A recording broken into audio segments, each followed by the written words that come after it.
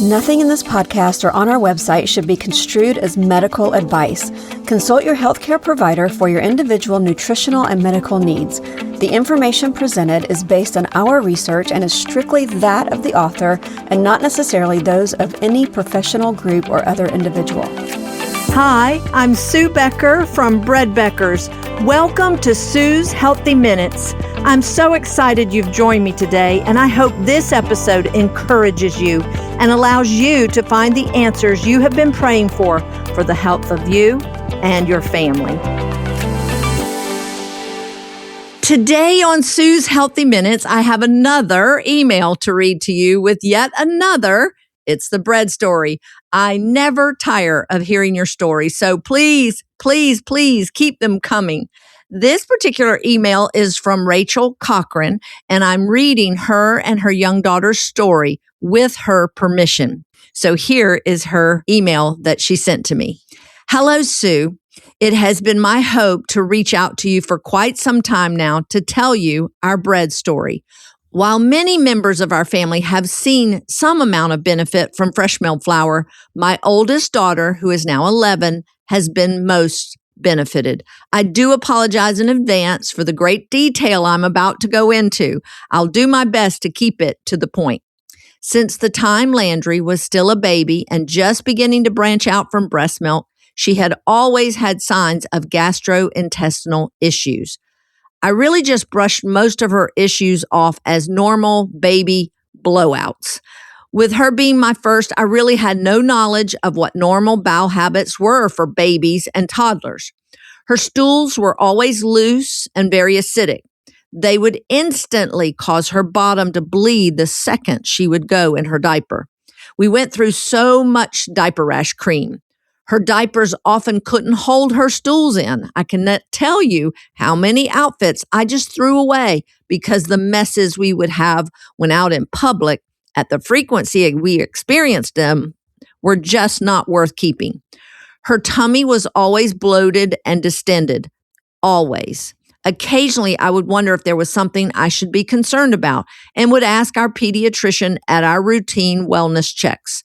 She never seemed concerned about any of it since Landry did continue to grow and gain weight as she should.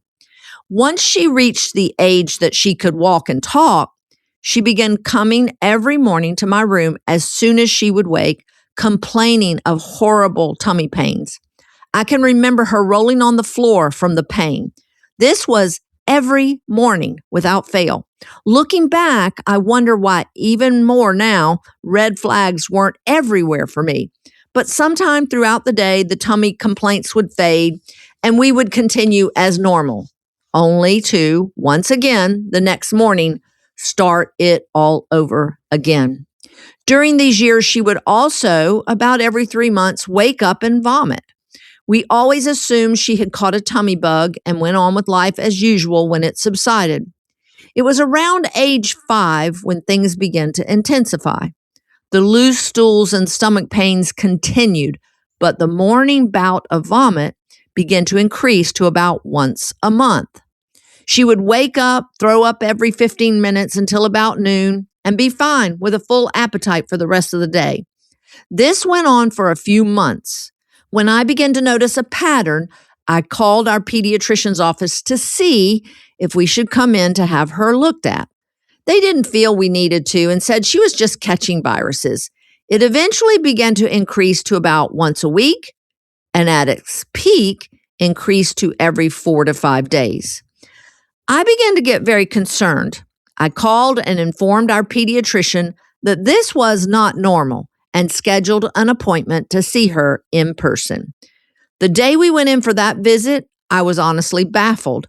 To have been told we had stomach viruses for so long and now be told we needed to go in for an MRI of her brain because morning routine vomiting could be an indicator of a brain tumor. During that visit, I even mentioned the possibility of a food intolerance to gluten or dairy. She told me no, she didn't believe those would be the issue. Of course, I went on to have her MRI with and without contrast because what mother wouldn't? It was a very scary time, even though something inside of me knew she wouldn't have a brain tumor. Her test did indeed come back clear. After clear results from the MRI, we were sent to a gastroenterologist. He immediately ordered lab work and sent us off for a colonoscopy and an endoscopy. Celiac was definitely something we expected her to be diagnosed with. But once again, all of her tests looked normal, and we left with no answers.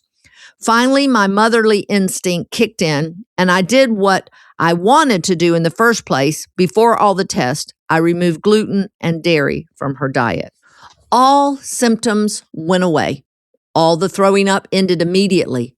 For several months, we didn't have any dairy or wheat, but I knew I was going to bring them back in to get confirmation that one or both were the culprit. We first brought back dairy. Dairy-free life with a 5-year-old was very challenging, so I knew that would be the first one back. She did great. No issues at all. I waited a good while before introducing wheat again. I eventually decided to test the waters with wheat, and one day made her a peanut butter and jelly sandwich for lunch with store-bought bread. Within the hour, she was on the toilet with diarrhea. That was it for me. I wasn't doing it anymore. For the next several years, she would be gluten-free. She was about 1 month shy of turning 9 in October of 2023 when I heard about Sue Becker and fresh milled flour. I listened to your podcast with Dr. Ben Edwards and was convinced I had to try it for her.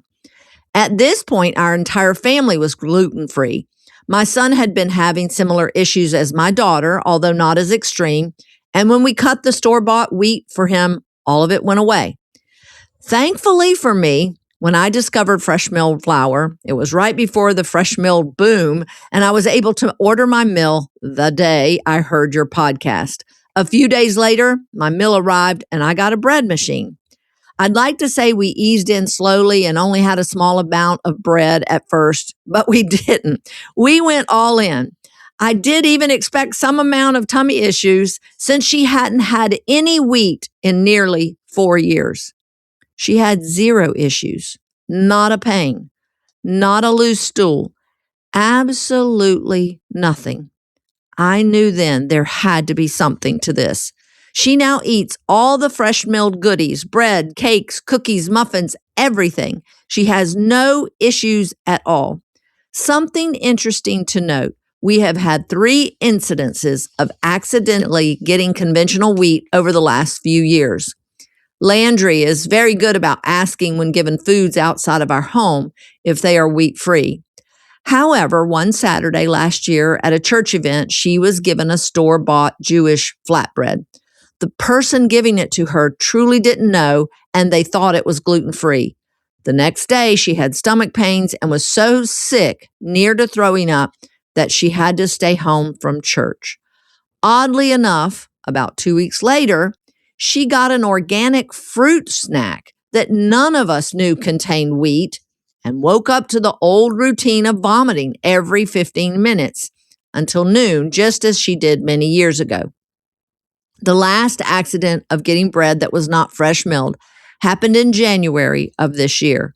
It was actually a sourdough bread made with organic unexplained flour. This was the most intense she has ever experienced. She had vomit and diarrhea every 5 to 10 minutes for about 3 hours. That is always the pattern. She stops after just a few hours. I have no idea why. We actually had to take her to the emergency room because she had so much vomit and diarrhea that morning that she passed out. I really do not understand all of it, but I am so grateful we have discovered fresh milled flour. Even though for a season, it was best for her to be completely wheat, gluten-free, while I was learning and discovering truly what is best. I never fully had peace about it, though. I knew the gluten-free breads were only filled with junk to simulate a slice of bread. I really believed I would end up making sourdough, but for me, fresh milled is so much better and so easy. She is healthy and happy on it. Thank you so much, Sue, for getting this information out. It has truly been life-changing for our family. Rachael, Cochran. What an amazing story for this family and this precious little girl to find such freedom and peace. Now, I thought I would take a moment here to explain what unrefined flour is in case you have never heard of it or thought I meant unrefined. Unrefined flour is a flour that is advertised to use a unique process to mill wheat that uses no heat. This is their word, so prevents the oil from oxidizing and leaving all of the bran and germ intact in the flour. Some companies do make a sifted unrefined flour, so I'm not quite sure which might have been used here. But what is concerning to me is that some, because of the way this flour is marketed as being better than any flour available, because of this unique milling process that the nutrients won't oxidize, are choosing it over milling their own. I've had numerous questions concerning these claims. I'm just going to say you can't improve on what God has given us, and milling your own grains in your home should not be underestimated. I don't think there's anything better or replacement of that. The testimony of healing for precious Landry, and I'm sure the peace that it has brought to her mom, Rachael, is absolutely worthy of praise. What a blessing to hear this story. Rachael, thank you for writing such detailed story of your precious daughter, Landry. I appreciate you sending this to me and taking the time out of your, I'm sure, busy day. To all who are listening and have heard this It's the Bread story, we'll rejoice as well. But also, I hope you find encouragement for your own digestive and health issues, and that you will find the truth. Until next time, this is Sue Becker for Bread Beckers with Sue's Healthy Minutes. Sue's Healthy Minutes podcast has been a presentation by the Bread Beckers Incorporated located in Woodstock, Georgia. For more information, store hours, and learning opportunities, visit breadbeckers.com and follow us on Facebook and Instagram. Make sure to subscribe to this podcast and never miss an episode. Share this with 2 friends who would benefit from this information, and be sure to join us again next week for more of Sue's Healthy Minutes.